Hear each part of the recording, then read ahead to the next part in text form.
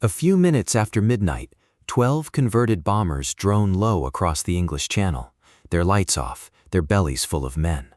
Below them, the coast of occupied France slides out of the dark, white fields, black cliffs, a thin lace of surf. It has snowed, and the moon is up. In the fuselage of each aircraft, paratroopers sit knee to knee in the cold, faces blackened, waiting for the light above the hatch to turn green. Most of them have never done this over enemy soil. They are new soldiers of a new arm of war, on an operation of a kind their country has attempted only once before. On a clifftop near the village of Bruneval, beside a lonely villa, stands a dish the size of a cartwheel. It is turning, slowly, patiently, listening to England. Around it, dug into the frozen ground, are the men who serve it, and beyond them, in the hamlets in the woods, a garrison that believes no enemy could possibly come here. The British are not coming to destroy the dish. That is the strange thing, the thing that makes this night different from every raid before it.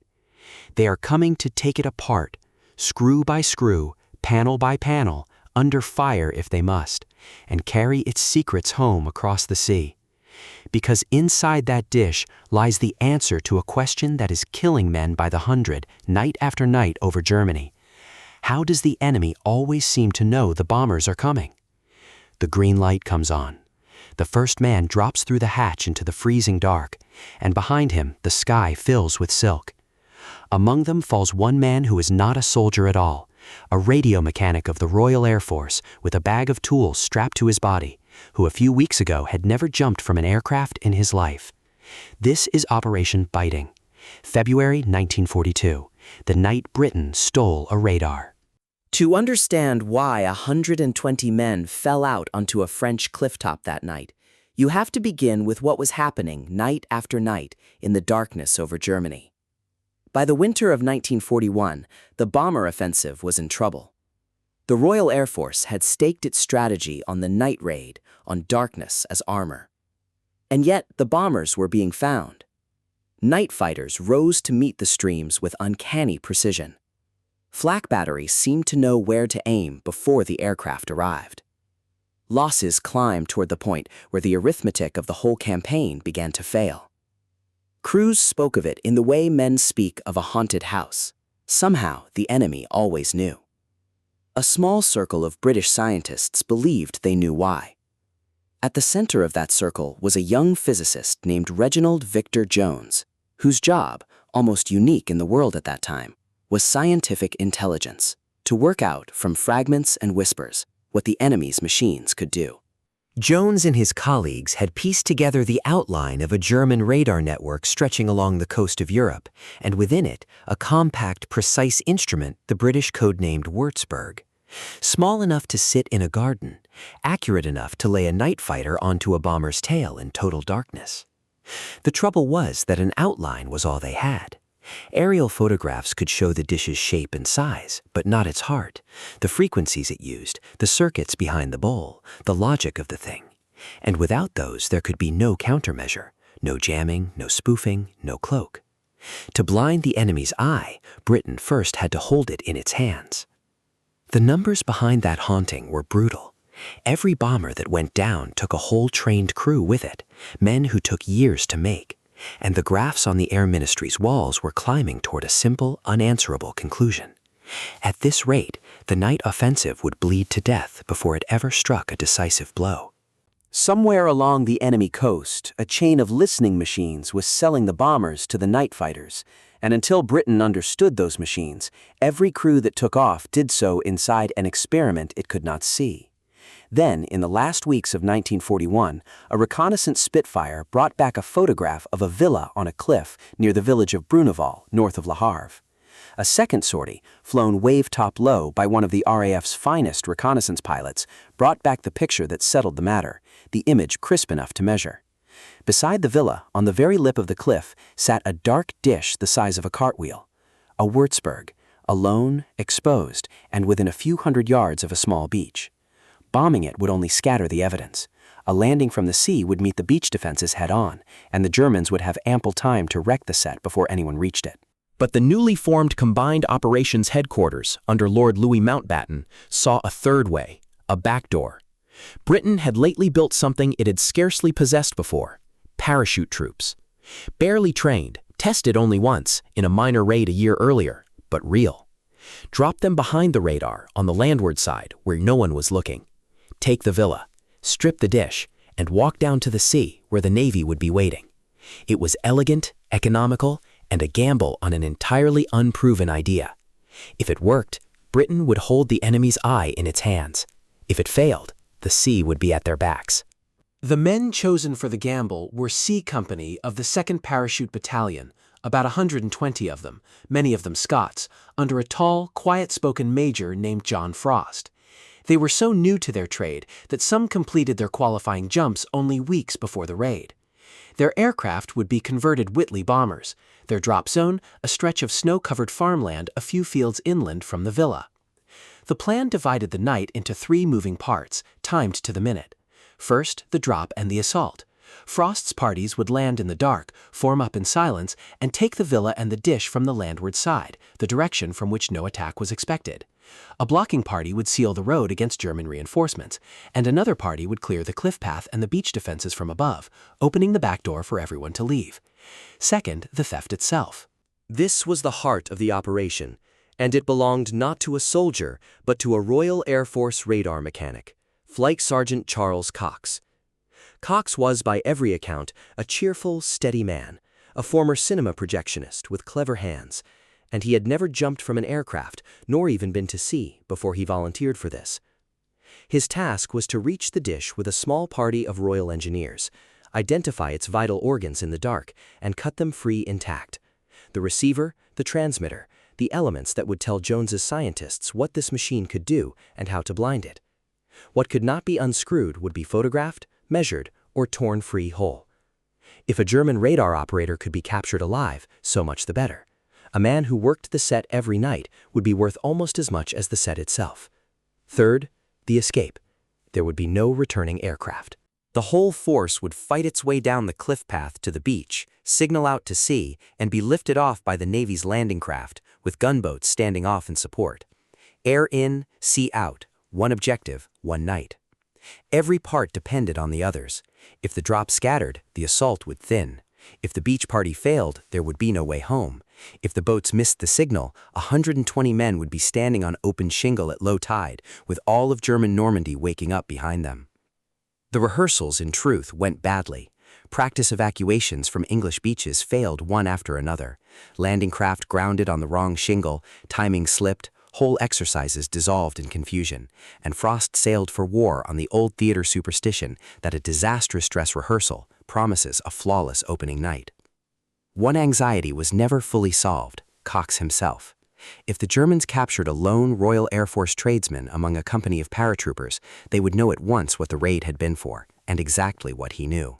So he was dressed as the soldiers were dressed, taught to fall as they fell, and told gently to stay close to the engineers and out of the shooting. They rehearsed it on English cliffs through the winter, against mocked-up dishes, until each man knew his path in the dark.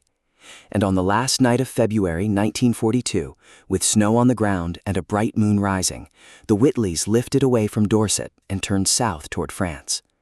4 times that week the weather had said no. The moon and the tide allowed only a narrow window, and by the 27th of February, the window was closing. A few minutes after midnight, the sky over Bruneval fills with parachutes. The drop is better than anyone dared hope. Most of the company comes down soft and close on the moonlit snow, gathers its containers, and forms up in a silence broken only by the crunch of boots. But the night keeps one trick back. 2 sticks of the party assigned to clear the beach defenses, the men of the back door, have been dropped 1.5 miles short into a frozen valley far from their path. They land, take their bearings, and begin to march, fast and quiet, through the snow toward a fight that will not wait for them. Frost's own party lands soft and true. Men shrug out of harnesses in the snow, crack open the weapons containers, sling rifles and Brens, and fall into file with hardly a word. The plan allows minutes for this, and they use seconds, because the cold is fierce and useful and keeps every man moving. Frost's assault parties move through the fields toward the cliff top. The villa rises ahead, pale in the moonlight, the great dish squatting in its garden like a sleeping animal. The men flow around their objectives exactly as they rehearsed, one group ringing the villa, another closing on the dish, a third lying across the road where German reinforcements must come. At the villa's front door, Frost pauses, raises his whistle, and blows. The night tears open. The assault party goes through the door. Shots crack through the corridors. Within minutes, the villa is taken, and the garden is a swirl of running figures. At the dish, the German crew is overwhelmed almost before they are awake, and one radar operator, seized at his post, becomes the raid's first prize. Marched back from his post half-dressed and shaking, the most valuable prisoner in France that night. Then, from the darkness inland, the reply begins. Machine gun fire flickers from the woods and the neighboring farms. Rounds strike the villa walls and whip across the frozen garden. The German garrison is waking, gathering, pressing in toward the light of the fight. And now the raid's own voice begins to fail it. The radio sets, battered by the drop and soaked with snow, go quiet one after another, until runners are sprinting between the parties with messages in the old way, and the plan's clockwork turns on trust alone. And in the middle of it, in the beaten zone of an enemy machine gun, by a dish on a cliff edge, the most important repair job of the war begins, in reverse. Flight Sergeant Cox and the sappers go to work by shaded torchlight.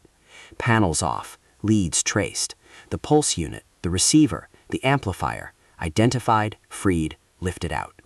Where screws are frozen or fittings resist, they simply tear the components free with a crowbar, because a bent chassis can be straightened in England, but an empty-handed withdrawal cannot. Around him, the sappers photograph what cannot be moved and measure what cannot be photographed. Even a piece of the aerial itself is cut free and lashed down beside the electronics. Bullets spark off the dish's bowl above their heads as they work. The stolen organs are strapped onto folding trolleys, and the trolleys are turned toward the cliff path. They have been on French soil for barely half an hour, and the heart of the Würzburg is already moving toward the sea.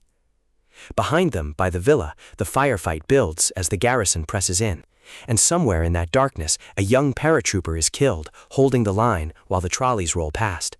The first of the only 2 graves this night will cost. The way home runs down a gully to the beach, and the way home is shut. From a pillbox above the path, a German machine gun opens up, and the men coming down from the villa are pinned against the snow. The beach below is still held.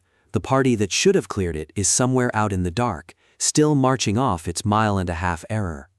For long minutes the raid hangs there, on a frozen cliff, caught between a waking garrison behind and a defended beach below, the trolleys of stolen radar waiting in the snow. Then, out of the night, the missing men arrive, breathless, furious, exactly where they are needed. They fall on the beach defenses from the flank at a run. The pillbox is rushed and silenced, the gun pits along the seawall are cleared one by one, and the shout goes up the gully that the way is open. The company comes down to the shingle, carrying its wounded, hauling the trolleys, herding the prisoner. Signalers face the black water and begin to call the Navy in, lamp and radio, again and again, and the sea gives back nothing. No engines, no shapes. The minutes stretch. Ammunition is counted in whispers. Above, on the clifftop they have just left, torches begin to move. German reinforcements are gathering at the villa, and mortar rounds start to feel their way down toward the beach. 120 men stand on open shingle in occupied France, with the tide at their backs and the enemy closing above, staring at an empty sea. Frost, with nothing left to try, turns his men to face uphill and prepares grimly to defend a beach in France until the ammunition runs out. Emergency flares arc up against the clouds, thrown at the dark for anyone at sea to read. Frost's signalers try once more. And this time, out of the darkness comes the low grumble of engines, the landing craft, delayed and hidden by the swell and by an enemy patrol that had slid past them offshore, surging in at last with their ramps down and the gunboat's guns trained on the cliffs. There had been reasons, an enemy patrol sliding along the coast that forced the flotilla to lie silent and dark while the signals went unanswered, and a swell that scattered the little craft like corks. But none of the reasons matter now. The Navy's fire crackles over the beach as the paratroopers wade out chest-deep in the freezing water, lifting the wounded and the trolleys high. The precious components are passed from hand to hand into the boats like a bucket chain. The men clamber aboard. The craft back off the shingle and turn for England. By first light, they are far out in the channel, a small flotilla under a rising sun, with Spitfires wheeling overhead. Only on the water, with the count taken boat by boat, does the last cost surface. A handful of men missing, signalers and rear guard cut off in the dark on the wrong side of the tide, the boats unable to go back for them. And in the bottom of one landing craft, lashed and dripping, lies the heart of a German radar, on its way to a laboratory in England. Set against what it bought, the price of Bruneval was almost unbelievably light. And it is worth saying plainly, because this series has earned the comparison. 2 men were killed, 6 were wounded, 6 more, most of them cut off in the darkness covering the withdrawal, missed the boats and were taken prisoner. They would sit out the rest of the war behind wire and live to come home. That is the whole butcher's bill, 2 dead for the eye of the German air defense. The 6 who missed the boats were hunted through the dunes and the villages, and within days all of them were prisoners of war. Captured as soldiers in uniform and treated as soldiers, a mercy that, before the year was out, Hitler's secret commando order would formally abolish for the raiders who came after them. The men of Bruneval slipped through that closing door. They came home in 1945. Remember what daring usually cost in these years. St. Nazaire bought its dry dock with hundreds of men killed or captured. The X-Craft crews bought 6 months of the Tirpitz's absence with 6 boats and most of their men. 10 canoeists would leave for Bordeaux, and 2 would come back. Against that ledger, Bruneval stands almost alone. The raid where the plan held, the luck held, and nearly everyone came home. But it should not be remembered as easy, because it was not. It was a 1.5 miles of snow marched at the run by men dropped in the wrong valley, arriving with seconds to spare. It was a radar mechanic kneeling in the open under machine gun fire, tracing circuits with numb fingers while bullets rang off the bowl above his head. It was signalers coaxing dead radios in the falling snow, and a commander holding his plan together by whistle, by runner, and by nerve. It was a company standing on an open beach at low tide, out of time, watching an empty sea and refusing to believe it would stay empty. 100 yards more of beach, 10 minutes more of darkness, 1 more unanswered signal, and this story would sit beside St. Nazaire in the ledger of glorious disasters. The margin between Bruneval the triumph and Bruneval the catastrophe was desperately thin, and the men on the shingle knew it. Frost knew it. What separates this story from the darkest ones in this series is not that these men risked less, it is that, for once, the night gave everything back. Almost 2 families in Britain received the telegram all the same. In the arithmetic of war, their loss is called light. At 2 firesides, it was total.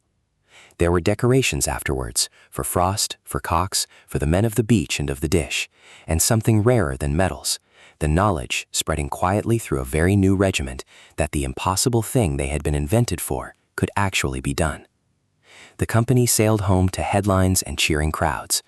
Even the cleanest victory of the raiding war had its graves. The trolleys that came off the beach at Bruneval were wheeled within days into British laboratories, and the scientists fell upon them.